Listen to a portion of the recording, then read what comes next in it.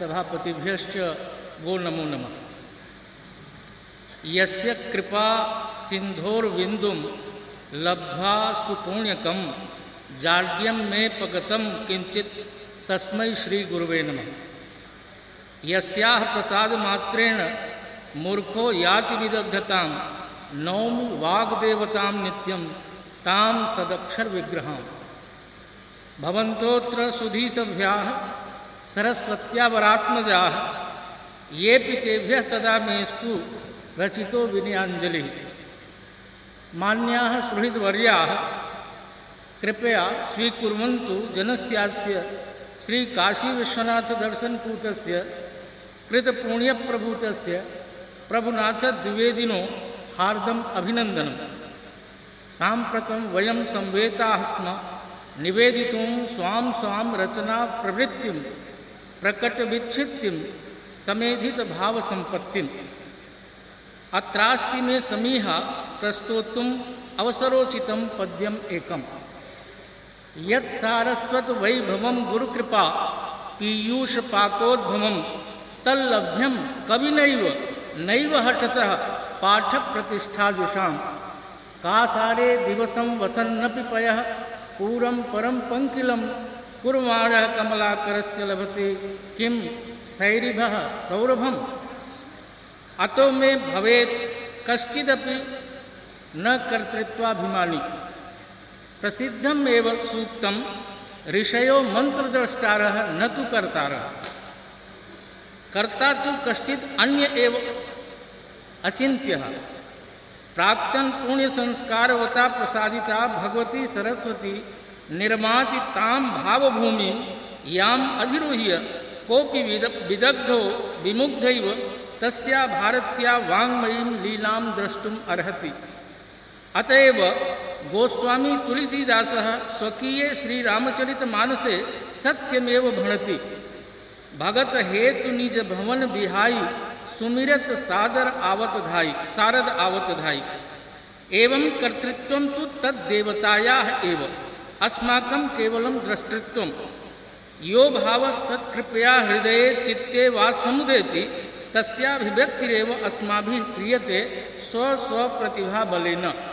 एतदेव कारणं यदेकम् एव वस्तु भिन्नैर्जनैर्विविधरूपेषु अभिव्यक्तिं समवाप्नोति। इयमेव दृष्टिः इदमेव दर्शनम्। सुधियो बान्धवः वयसा वृद्धोपि अयं जनः रचनाविधौ बाल एव। यतो हि न किमपि नूतनं मया आविष्कृतं दृष्टं वा। लब्धसत्ताकं वस्तु तु अभिव्यक्तिं भवितुम् अर्हति। यत्रास्ति तत्कथं यत् नास्ति तत्कथम् अवाप्तुं शक्यते। मदीया कथा रिष्टिरपि सहितादृशी यल्लोके विभाति यज्जगति दृश्यते अनुभूयते वा तदेव रचना विषयतां प्रयाति। यत् सोपज्ञं कल्पितं भवति यत् किंचित् उत्प्रेक्ष्यते तत्सर्वं भावजगति पूर्वतो विराजते। तस्य प्रकटनम् अनुभावनं तु सारस्वत लीला एव।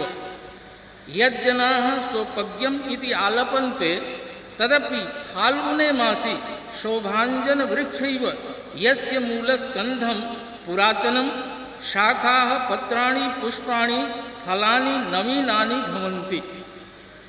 मदीया रचना यात्रा तस्मात् कालात् आरब्धा यदाहं प्राथमिकशालायां चतुर्थकक्षायाः छात्र आसम्। हिंदी भाषया कवितां कर्तुं मह्यं भृशं रोचते स्म। तदानीं वाराणसीतः प्रकाशमानस्य आज इति हिंदी वार्तापत्रस्य रविवासरीय विशेषाङ्के बालसंसद इति स्तम्भे मम बालकविताः प्रकाशिता भवन्ति स्म। अयं क्रमः तत्रैव नये अंकुर इति स्तम्भे अगात्। अद्यापि हिंदी भाषायां कविताः ललितनिबन्धाश्च पत्रपत्रिकासु कृतपदा भवन्ति। ग्रन्थाकारताञ्च गृह्यमाणा सन्ति। समनन्तरमेव संस्कृतकाव्यकर्तृत्वम् अपि प्रचलति।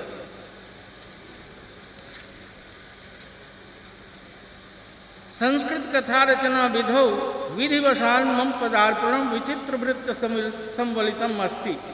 अत्र सविनयं निवेदयामि यत् संस्कृतकथारचनायां न कस्यचित् अनुकरणं नाप्याधमर्ण्यम्।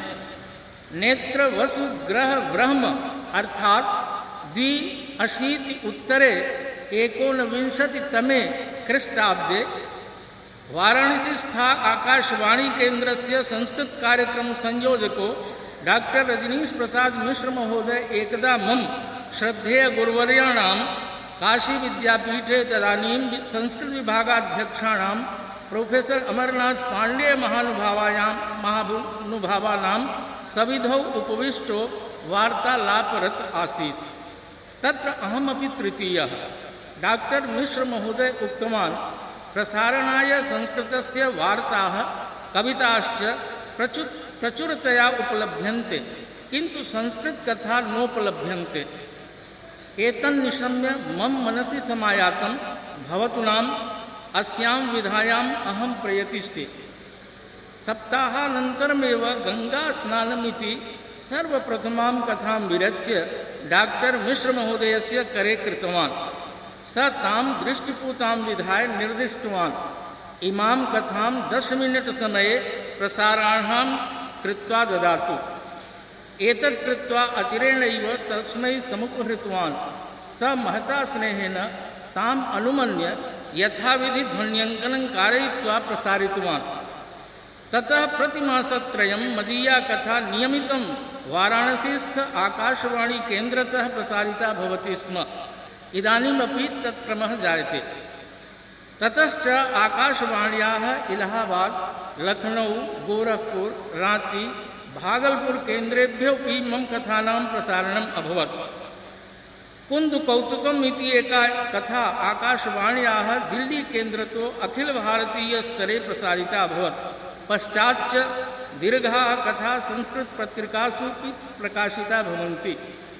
कथासङ्ग्रहाः कथाकौमुदी, श्वेतदूर्वा, अन्तर्ध्वनिः, कनकलोचनः इति संज्ञाभिः प्रकाशिता। येषां प्रथमत्रयाणां कृते उत्तरप्रदेश संस्कृत संस्थानतो बाणभट्ट पुरस्कारादयः पुरस्काराः समर्जिताः। दिल्ली संस्कृत अकादम्या अखिल भारतीय कथा लेखन प्रतियोगितायां मया 2 वारं प्रथमः पुरस्कारो लब्धः।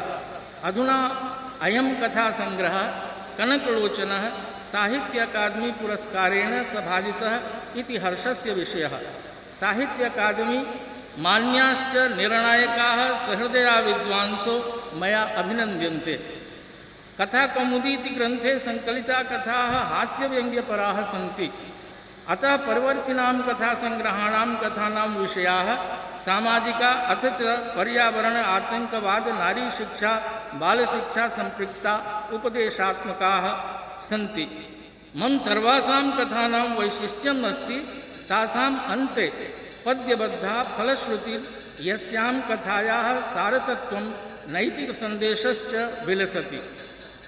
मया श्रीरामानन्दचरितम् इति अनूदितेऽपि ग्रन्थे सोपज्ञतया जगद्गुरोः श्रीरामानन्दाचार्यस्य औपन्यासिकं जीवनचरितं सदाचारोपनिषद्भूतं निबद्धम्। अयं ग्रन्थो वाराणस्यां श्रीमठपीठतः प्रकाशितो ₹1,00,000 सभाति च। संस्कृतकथारसिकाः सुधियो अध्येतारः कथाकाराय मह्यं स्निह्यन्ति। मम कथा अधिकृत्य केषुचित् विश्वविद्यालयेषु शोधकार्यं प्रवर्तमानम् अस्ति। एवं मम कथायात्रा अद्यापि चरै वेति इति श्रुतिनिर्देशम् अनुसरति। अन्ते च प्रतिष्ठापर्केणानेन महत्पुरस्कारेण अस्माकं दायित्वं लोकं साहित्यं च प्रति पूर्वापेक्षया समधिकतरं विवर्धितम् इति निश्चप्रचम्। अतो अस्माभिर्मानवतां राष्ट्रगौरवं चानुचिन्त्य सत्साहित्यसर्जने सर्वथा सार्थकं प्रयतनीयम्। अन्ते च पथ्यं कथ्यं सतथ्यं च भवतां मनः प्रीतये निवेदितं मया किञ्चित् कार्तज्ञं प्रतिगृह्यतां। जयतु संस्कृतं, जयतु भारतम्।